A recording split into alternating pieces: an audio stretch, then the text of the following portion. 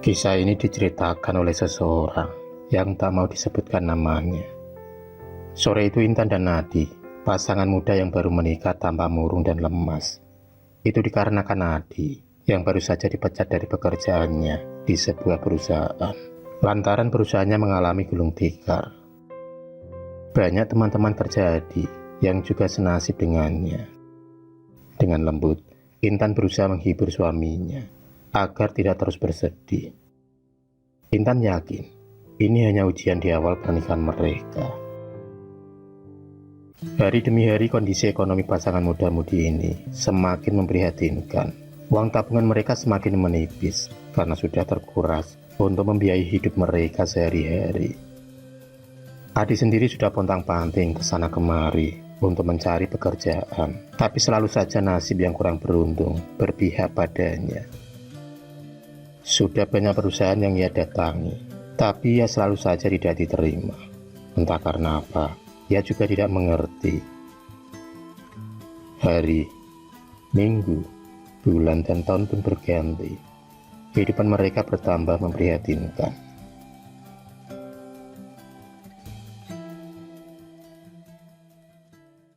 Untuk memenuhi biaya kebutuhan mereka sehari-hari, mereka harus berhutang ke sana kemari, dan hutang mereka pun semakin menumpuk.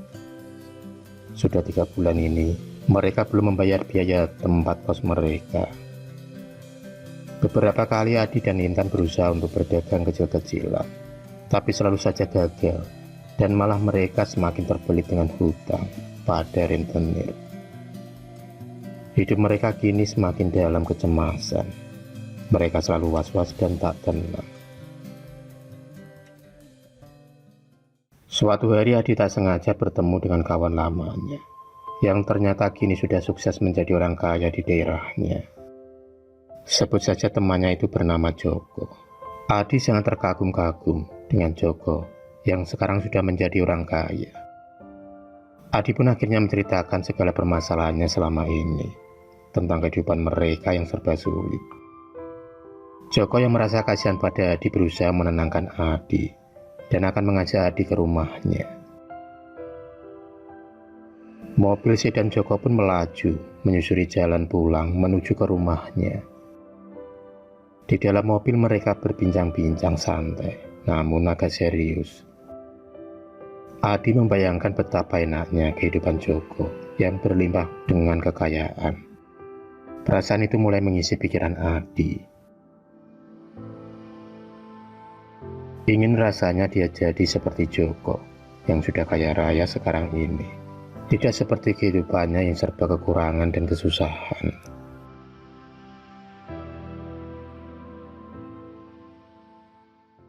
Mobil pun berhenti tepat di sebuah rumah gedung bergaya modern. Rumah yang berlantai 3 itu tampak megah. Mata Adi dibuat takjub dengan rumah itu. Dasar orang kaya. Rumahnya gede banget, gumam Adi di dalam hati.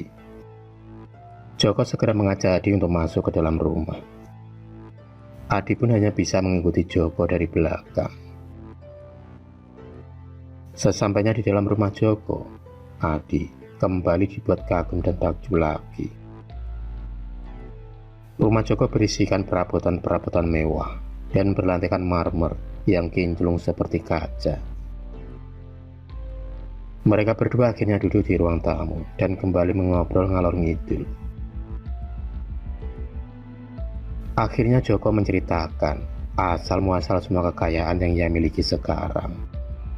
Adi yang mendengar cerita Joko kaget dan tak percaya. Benar, Di. Kalau kamu mau seperti aku, hidup kaya raya dalam sekejap, kamu bisa kok. Asalkan kamu bersedia menjalani seperti aku, mengambil pesugihan dengan tumbal janin. Tak lama kemudian muncullah seorang wanita cantik, berkulit putih, dan tampak modis. Wanita itu berjalan membawa nampan yang berisi 2 cangkir kopi panas. Dialah Anita, istri Joko. Adi melihat hidup Joko dan istrinya yang enak dan bahagia secara materi.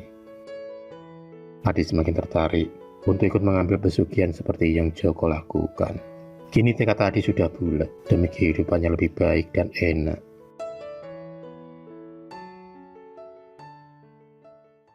Malam pun tiba. Sepulang dari rumah Joko, Adi semakin kepikiran untuk mengambil pesugihan. Ia pun akhirnya mengutarakan niatnya kepada Intan istrinya. Intan yang mendengar niat Adi kaget dan terperanjat dengan niat Adi suaminya yang ingin mengambil pesugihan tumbal janin. Dengan segala bujuk rayunya kepada Intan, hati Intan pun luluh karena rasa cintanya yang berlebihan. Kebetulan Intan saat ini sedang hamil 5 bulan. 2 hari berikutnya Adi dan Joko berangkat ke tempat di mana Joko mengambil pesugihan. Malam itu tepatnya malam Jumat Kliwon. Ritual perjanjian pesugihan pun digelar. Obor rampe dan syarat-syarat yang dibutuhkan sudah tersedia. Mbah Kuncen segera memulai ritual pemanggilan penguasa tempat pesugihan itu. Dan tiba-tiba muncul asap pekat hitam dan tampak sesosok raksasa gendut yang menyeramkan muncul dari balik asap tersebut. Hei, kamu manusia, sudah siapkah kamu dengan semua konsekuensi dan saat kamu sudah memenuhi dengan membawakan janji istrimu kepada aku. Kini perjanjian pun telah disepakati. Kini Adi sudah terjerumus ke dalam lembah hitam, yaitu lembah dosa, dengan memuja pesugihan hanya karena harta dunia.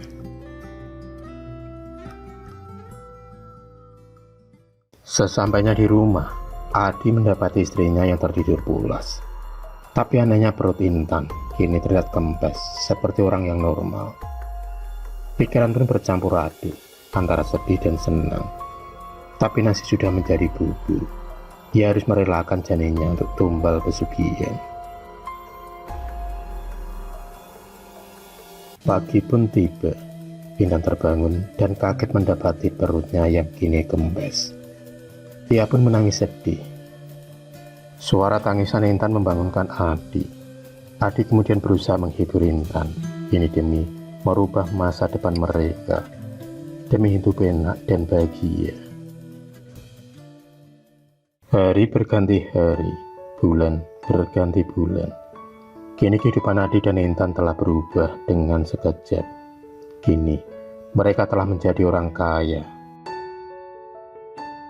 Rumah gedung sudah berdiri, mobil berjajar, dan uang yang melimpah kini mereka punya. Kehidupan yang serba berkecukupan dan malah berlebihan telah mereka rasakan. Itu jelas karena hasil pesugihan yang mereka jalani. Beberapa kali Intan hamil dan mengandung, tapi setiap usia kandungannya berjalan 5 bulan, saat itu juga perutnya akan kempes lagi. Itu akibat dari perjanjian pesugihan yang telah mereka sepakati. Namun, di saat itu juga uang dan emas akan bermunculan di kamarnya.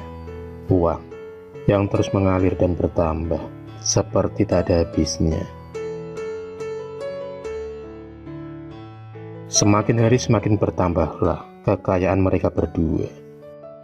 Tapi semua itu harus dibayar dengan mahal, dengan hilangnya janin-janin yang ada di kandungan Intan selama ini. Banyak para tetangga yang curiga dengan kekayaan yang dimiliki oleh mereka. Kekayaan yang selalu bertambah dengan waktu singkat. Kekayaan yang tidak wajar. 20 tahun sudah mereka menjalani pesugihan itu. Namun perasaan cemas dan ketakutan mulai mendera mereka. Mereka kini mulai merasakan kesepian karena tidak mempunyai anak.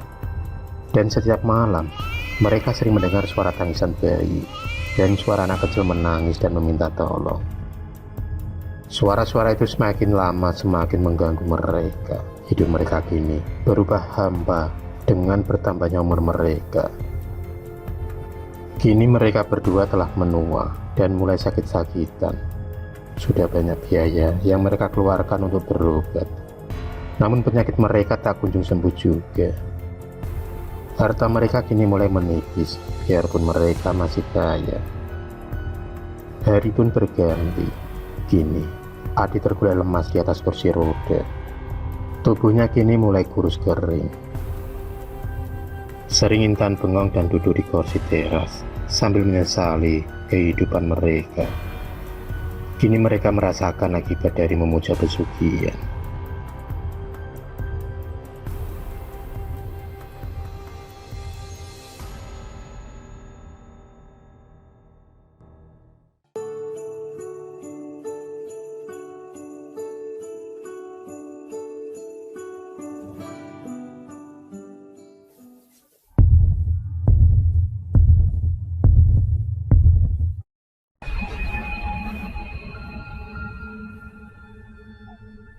Terima kasih sudah menonton video cerita bergambar ini. Klik subscribe untuk terus mendapatkan video-video cerita bergambar selanjutnya. Semangat berkarya.